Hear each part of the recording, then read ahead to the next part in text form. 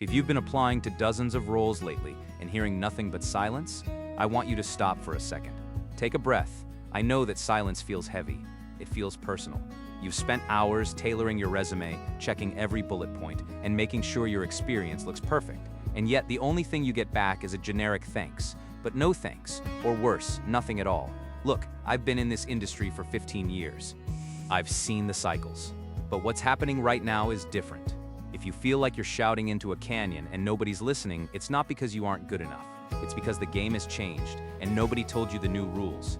Here's the reality. You aren't being rejected by people.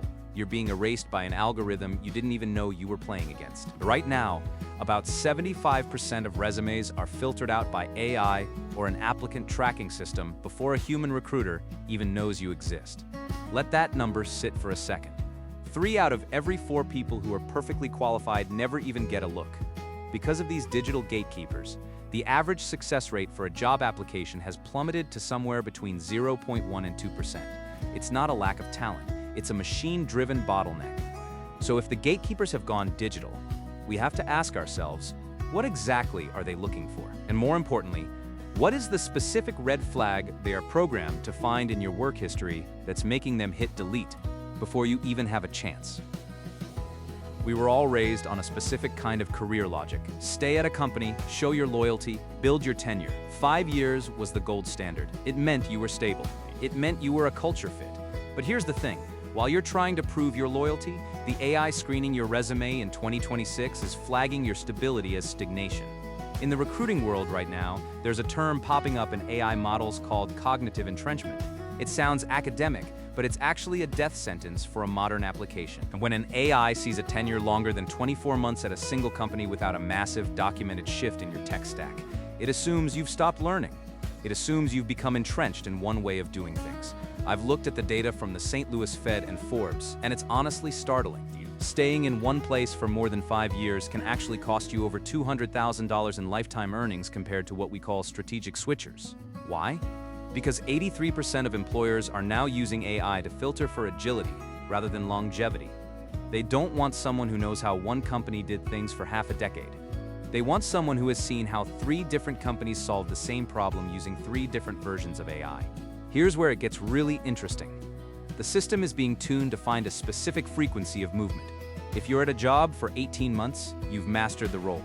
If you stay for 36, the AI starts to wonder if you're still capable of unlearning the old ways. In the eyes of the algorithm, loyalty is starting to look a lot like a loyalty tax you're paying with your own career velocity. So if the old way is a trap, who is actually winning? I've been watching a group I call the transition orchestrators.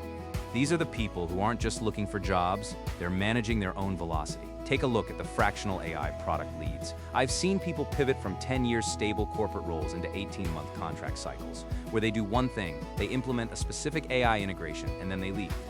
These people are seeing a 40% increase in their billing rates. Why? Because they are bringing fresh, cross-pollinated knowledge that a loyal employee simply doesn't have. Then there are the agile marketing tech stackers. By switching companies every 2 years, they get exposure to different proprietary AI ad bidding systems. They're reaching director-level compensation 4 years faster than their peers who stayed at a single agency. Now, this is the part that changes everything. The top 10% of these adaptability-first candidates aren't just getting more money. They're seeing 2.5 times more recruiter reach-outs. Recruiters are literally bidding for people who have high movement frequency. It's not about being a job hopper anymore. It's about being a skill aggregator.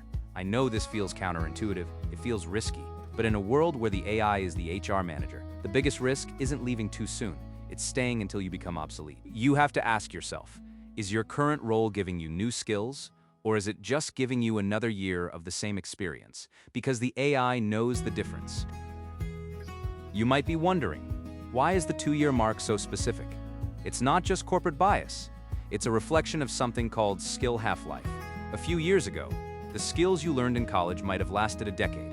Today, the half-life of technical skills has dropped to less than 2 years because of how fast AI is shifting workflows. The wild card isn't just that AI is changing the tools, it's that it's changing them faster than your current company can afford to retrain you. Think about it. Most companies take 12 to 18 months just to approve and deploy a new enterprise AI tool. By the time they've trained you on it, a better version is already out. This is why 57% of executives believe their current workforce's skills will be obsolete within just 5 years. The World Economic Forum is even more direct. They estimate 39% of core worker skills will be disrupted or rendered obsolete by 2030. If you stay at one company for 4 years, you're essentially letting half of your market value evaporate while you sit at your desk. I've seen this play out 100 times. A brilliant engineer stays at a safe company for 6 years. They are a hero internally. But when they finally step back out into the market, they realize the tools everyone else is using didn't even exist when they started. They aren't just starting over, they're starting behind. The system is now optimized to find the 14-month innovator, the person who catches the wave, rides it, and jumps to the next one before the first one crashes. If you're listening to this and feeling a bit of panic, don't. This isn't about being left behind. It's about shifting your strategy so you're the one leading the way.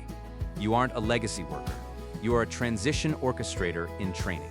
And I want to give you the blueprint to navigate this. Starting this week, I want you to stop listing what you've done for the last 5 years and start showing what you've unlearned in the last 6 months. 67% of recruiters now prioritize a growth mindset and agility over specific years of past experience. Your resume shouldn't just be a list of titles, it should be a record of your adaptability. Here's your career cheat code for 2026. The 18-month skill sprint. Every 18 months, you need to audit your role. Ask yourself, have I mastered a new AI-driven workflow in the last 6 months? If the answer is no, it's time to look for the next sprint. Whether that's an internal move to a new department or a leap to a new company, you need to keep your velocity high. Job switchers are still commanding a 10% salary premium over stayers, even in a cooling market. Remember, the algorithm isn't your enemy if you know what it's searching for.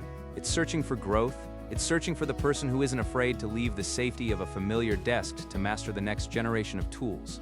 This isn't easy. It requires a different kind of courage than the loyalty we were taught.